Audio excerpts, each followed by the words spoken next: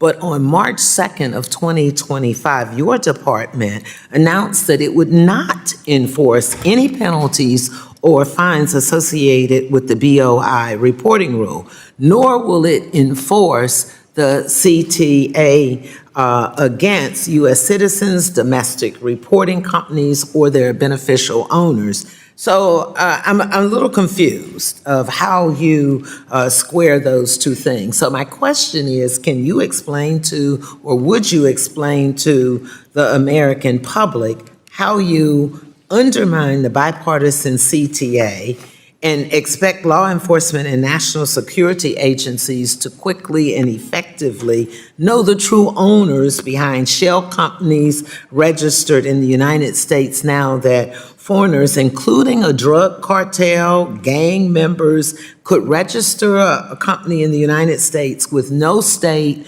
or any federal ownership reporting requirements? And I remind you, in your testimony, you talked about illicit actors. Well, these are some of our illicit actors. Welcome to Liberty Watchtower.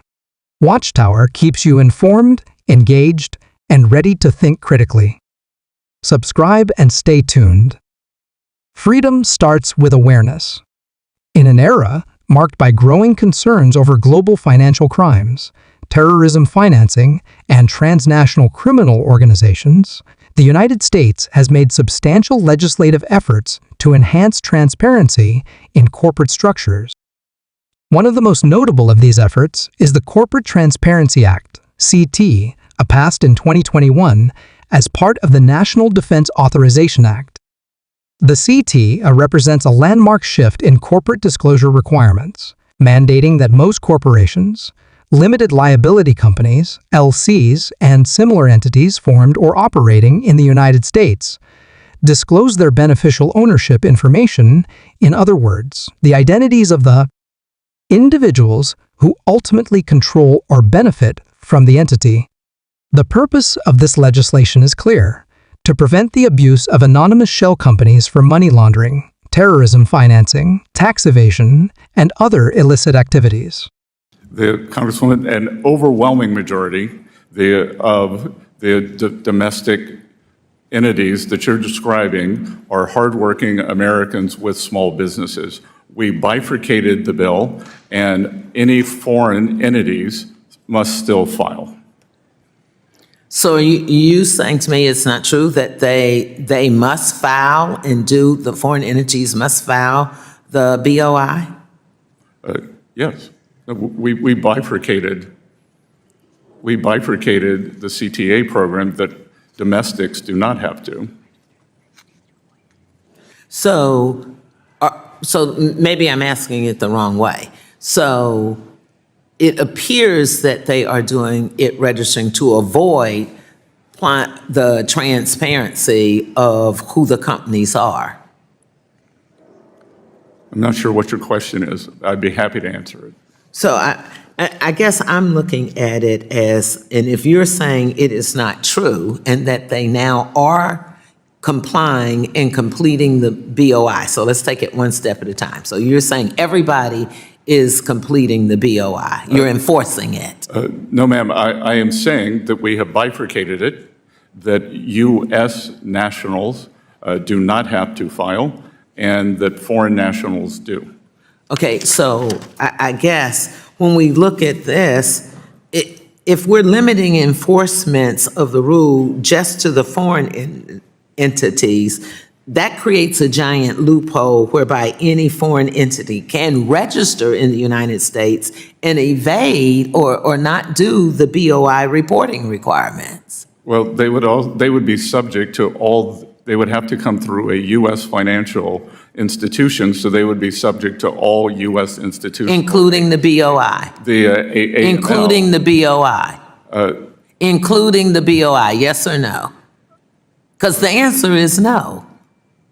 I mean, you can say it however you want to, but the answer is no. And this makes it easier, and this is what I want the American folks to know. It makes it easier for human and drug traffickers, cartels, terrorists, organizations, and other criminals to do business in the United States. And when you're limiting the enforcement just to foreign entities, it exempts 99% of the entities that Congress intended the law to cover when it was passed into law. The law recognizes that opaque corporate ownership structures pose a significant threat to national and international security. To implement this requirement, the Financial Crimes Enforcement Network, FinCEN, a bureau of the U.S. Treasury Department, has been tasked with collecting and maintaining a secure database of beneficial ownership information. However, recent developments have triggered intense debate in Congress and beyond. On March 2, 2025, the Treasury Department, under the leadership of Secretary Bessent, announced it would suspend enforcement of penalties and fines related to the BOI reporting rule for citizens, domestic reporting companies, and their beneficial owners, while continuing to require compliance from foreign entities. This policy shift has raised serious concerns among lawmakers, especially those focused on national security, law enforcement, and government accountability. During a contentious congressional hearing, members of the House Subcommittee confronted Secretary Bessent over what they see as a contradiction between the administration's professed commitment to combating transnational crime and its decision to scale back enforcement of one of the most critical transparency measures passed in recent history. Critics argue that this move effectively undermines the intent of the CT, creating a loophole that could be exploited by criminal enterprises, including drug cartels, terrorist groups, and human traffickers to operate anonymously within the United States. So I think I do have my answer. We're just not agreeing on it, and we know why. So let me go to my second. It's my time. Let me go to my second question. The clock is running. It's my time. It is my time. You will not do this on my time. Now, I'm going to ask for a few more seconds since he refused to comply with my time, not his time. In 2016, former Secretary Jack Lew announced that Harriet Tubman was to be the new face of the $20 bill. Can you tell me what's the current status of this project? No, ma'am, I can't, but my staff will get back to you. No, I want you to get back to me. Because, see, there seems to be an issue when it comes to things that affect people of color or people who live in poverty, whether it is what you're doing with Social Security, what you are doing with restricting funds. The gentlewoman's time is expired. The gentlewoman's time is expired. To me? The gentleman from Texas. Mr. Chairman, I need him to answer if he will.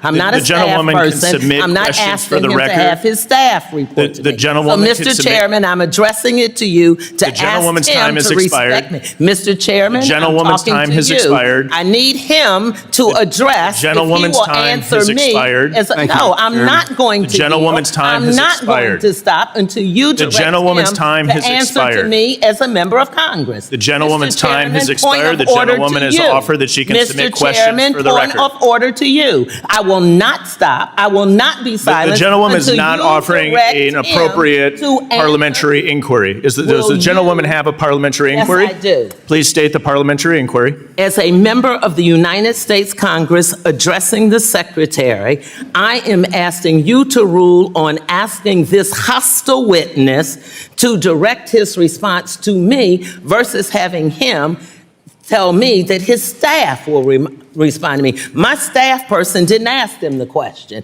I did. The gentlewoman does not state a parliamentary inquiry. So let me ask the point of privilege to you, Mr. Chairman, because I'm not going to stop this morning until you respond to me then, if you will direct the Secretary to respond to me as a member of Congress.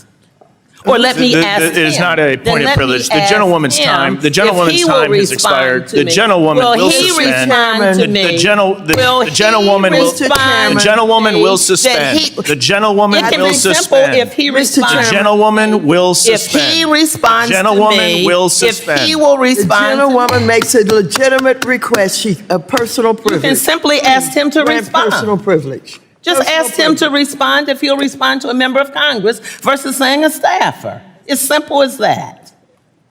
I ask that members keep decorum and remain cordial during today's hearing. I am being cordial to The you, gentlewoman will Mr. suspend. Chairman. The chair has the time. Mr. Chairman, The will you chair has the answer the time. The question? gentlewoman will suspend. Gentlewoman The makes a gentlewoman will legitimate suspend. request. I ask that members keep decorum and remain cordial during I today's am being hearing. cordial. I resent your statement to imply that I am not. I am a member of the U.S. Congress. I am asking this secretary The gentlewoman to may respond submit to me. QFRs for the record, which will be responded to by the secretary. Thank The you. gentlewoman's time has expired. The gentleman from Texas, the chairman of the Small Business Committee, Mr. Williams, is recognized for 5 minutes. Thank you, Mr. Chairman, and thank you, Mr. Secretary, for being here. This may be a little easier on you here. I'll try to move it fast forward. The Chinese Communist Party has enabled their economy to serve as In one of the most impassioned exchanges of the hearing, Congresswoman Joyce Beatty challenged Secretary Bessent directly, accusing the department of gutting the CTAE's enforcement mechanisms and compromising national security by allowing domestic entities representing the vast majority of business registrations to avoid reporting requirements. She expressed particular concern that this bifurcated enforcement approach not only violates the spirit of the law, but also disproportionately impacts communities already vulnerable to the consequences of unchecked criminal activity. The hearing also highlighted broader concerns about transparency, equity, and responsiveness in government decision-making. From the delayed redesign of U.S. currency to include Harriet Tubman to the perception that policy decisions continue to overlook marginalized communities, the hearing became a flashpoint for larger questions about accountability, representation, and the role of the federal government in upholding both the letter and the spirit of laws passed by Congress. This moment reflects a critical juncture in the implementation of financial transparency laws in the United States. It raises pressing questions about how far the government is willing to go to enforce anti-money laundering measures and what compromises are being made in the name of administrative feasibility or political expediency. As policymakers, law enforcement, and civil society continue to examine the implications of this policy shift, the broader debate over corporate secrecy, security, and justice in America remains far from settled.